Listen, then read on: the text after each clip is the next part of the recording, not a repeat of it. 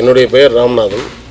நான் வந்து புன்னம்நடுப்பாளையத்தில் கிராம முன்சிப்புடைய மகன், கடைசி மகன். விவசாய குடும்பத்தை சேர்ந்தவன் தான். கால சூழ்நிலை வியாபாரியாக மாறி இப்போ நூல் வியாபாரம் பண்ணிகிட்ருக்கோம்.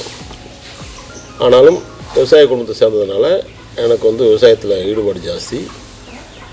விவசாயத்துக்காக நிறையா நேரங்களை செலவழிக்கிறதுக்கு மனசு ரொம்ப விரும்பும். அதே நேரத்தில் நான் ஒரு இயற்கை விவசாயி. என்னுடைய தோட்டத்தில் 20 வருஷம், சுமார் 20 வருஷ காலமாக கெமிக்கல் உரமோ ஏதோ நான் பயன்படுத்தினது கிடையாது. முழுக்க என்னுடைய இதில் வந்து மாட்டு உரம், மாட்டு மூத்திரம், இந்த மாதிரியெல்லாம் வந்து இயற்கை சார்ந்த மூலியமாக தான் விளைவிச்சிருக்கேன். இதே இந்த ஏரியாவில் இது நான் பேட்டி கொடுக்குற ஊர், நான் கல்யாணம் பண்ண ஊர் உங்களோட காளிபாளையம். இங்கே எல்லாமே வந்து மஞ்சள், கரும்பு, நெல் பயிரிட்டது. அப்போ வந்து முதல்ல தென்னை மரத்தை நான் தான் பயிரிட்டேன். இப்போ எல்லோரும் இங்கே இந்த ஏரியா பூரா தென்னை மரம் அதிகமாக இருக்குது. இதில் வந்து என்னுடைய தோப்பு பராமரிப்பு வந்து எல்லோரும் பாராட்ட முடியாதான் இருந்துகிட்ருக்கு. தண்ணி பாயறதுல நடைமுறை சிரமம் நிறையா இருக்குது. இங்கே தண்ணிக்கு பஞ்சமே கிடையாது. ஏன்னா காவிரி ஆற்றினுடைய பாசன பகுதி, வாய்க்கால் பாசனம் உள்ளது. வாய்க்கால் பாசனம் இருக்குது அப்படிங்கிறதுக்காக நம்ம வந்து தண்ணி நிறையா இருக்குது அப்படின்னு நிலத்துக்கு வந்து தண்ணியை நிறையா விட்டு அந்த தண்ணியை வந்து ஆவியாகிறத தடுக்கணும். அதை தடுக்கும் பட்சத்தில் நம்மளை மாதிரி எல்லோரும் தண்ணியை பயன்பாட்டை கம்மியாக அது பயன்படுத்தினாங்கன்னா, இதே தஞ்சாவூர் மாவட்டமாக இருந்தாலும் அல்லது நாகப்பட்டினம், காரைக்கால் மாவட்டங்களுக்கும் இங்கே பயன்படுத்த மிச்ச தண்ணியை வந்து அந்த மாவட்ட மக்களும் பயன்படுத்துவாங்க. அந்த ஒரு காரணத்தினாலையும் அடிப்படையில் மனசுக்குள்ளே தோணுனதுனால சொட்டு நீரை போடலாம் அப்படின்னு சொல்லி ஒரு 5-6 வருஷத்துக்கு முன்னாடி சொட்டு நீரை போட்டோம். அதுக்கப்புறம் வந்து அந்த டைமில் வந்து வால்வு திறக்கிறதுல எங்கள்கிட்ட இருக்கிற வேலையாட்கள் வந்து அந்த நேரம் வேறு வேலையில் இருப்பாங்க அல்லது வேறு வெளியில் போயிருந்துருப்பாங்க. அந்த நேரம் பண்ண முடியாது. அப்போ தண்ணி வந்து மரத்துக்கு தேவையான தண்ணி வந்து இன்னும் கூடுதலாகவோ அல்லது குறைவாகவோ விட வேண்டிய ஒரு வாய்ப்புகள் வந்துருக்கும்.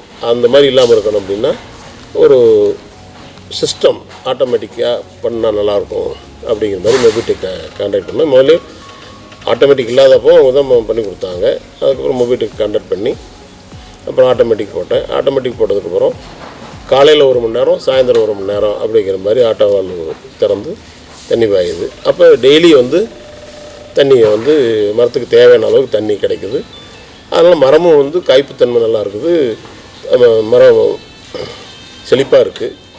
காயும் வந்து சைஸ் பெருசாக இருக்குது. பருப்பும் என்னுடைய சைஸும் மெச்சாக இருக்குது. மற்ற விவசாயிகளோட என்னுடைய தேங்காய்க்கு வந்து வியாபாரி வந்து கூடுதல் விலை கொடுத்து வாங்குவாங்க. அதனால் எனக்கு விளைச்சலுடைய விலையும் எனக்கு வந்து கூடுதலாக கிடைக்குது. இந்த மாதிரி பல விதமான நன்மை இருக்குது. தென்னை மரத்துக்குள்ளே வாழை மரம் வச்சுருக்கேன், பப்பாளி மரம் வச்சுருக்கேன். இந்த மாதிரி அடுக்குமுறை விவசாயத்தையும் நான் ஒரு மாதிரியாக செஞ்சிட்ருக்கேன். அதில் எனக்கு தென்னை மரத்தினுடைய விவசாய வருமானம் இல்லாமல் வாழை மரத்தினுடைய விவசாயத்தை மாதம் 20,000 25,000 வரைக்கும் எனக்கு வாழையில் கிடைக்குது. அதுக்கப்புறம் பப்பாளி வந்து என்னுடைய சொந்த உபயோகத்துக்கு இருக்குது. உண்மையிலேயே அந்த பப்பாளி வந்து விரும்பி நானும் வந்து நல்லா அவ்வளோ ருசியாக இருக்குது, அவ்வளோ இனிப்பாக இருக்குது. அந்த அளவுக்கு எனக்கே ஆச்சரியமாக இருக்குது. பப்பாளியில் இவ்வளோ ருசி கிடைக்குதா அப்படிங்கிற மாதிரி சில நேரங்களில் ஆச்சரியப்படுறதும் உண்டு. மொபிடெக் மூலிமா எனக்கு என்ன அப்படின்னா, அவங்க சர்வீஸ் வந்து ரொம்ப நல்லாயிருக்கு. அதே நேரத்தில் எந்த நம்ம கூப்பிட்டாலும் நம்ம சொல்கிற மாதிரி அவங்க பண்ணி கொடுக்குறாங்க. எனக்கு வந்து ஆஃபீஸ்லேயே இன்றைக்கி எங்கெங்கே தண்ணி வாஞ்சுது, எந்தெந்த மணி நேரம் தண்ணி வாஞ்சுது, எங்கெங்கெல்லாம் வந்து பவர் கட் வந்ததா, என்ன இது எல்லாமே பிரிண்டட் எனக்கு எங்கள் சிஸ்டத்துலேருந்து எனக்கு பிரிண்ட் எடுத்து வச்சுருவாங்க. நான் எனக்கு நேரமாக இருக்கிறப்ப நான் அதை செக் பண்ணி நான் அங்கே இருந்துக்கிட்டே இங்கே தோட்டத்தில் தண்ணி பாஞ்சுதா இல்லையாங்கிறத என்னால் ஆட்டோமேஷன் போட்டு சிஸ்டத்தில் இன்ஸ்டால் பண்ணியிருக்கனால எனக்கு அது சுலபமாக இருக்குது. தண்ணி பாஞ்சிருக்குமா அப்படின்னு நம்ம சந்தேகப்பட வேண்டியதில்லை.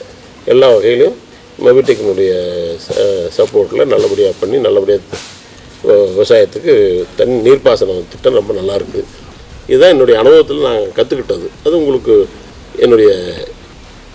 நான் தெரிஞ்சுக்கிட்டது உங்கள்கிட்ட சொல்கிறேன். அது நீங்களும் பயன்படுற கேட்டுக்கொள்கிறேன். நன்றி, வணக்கம்.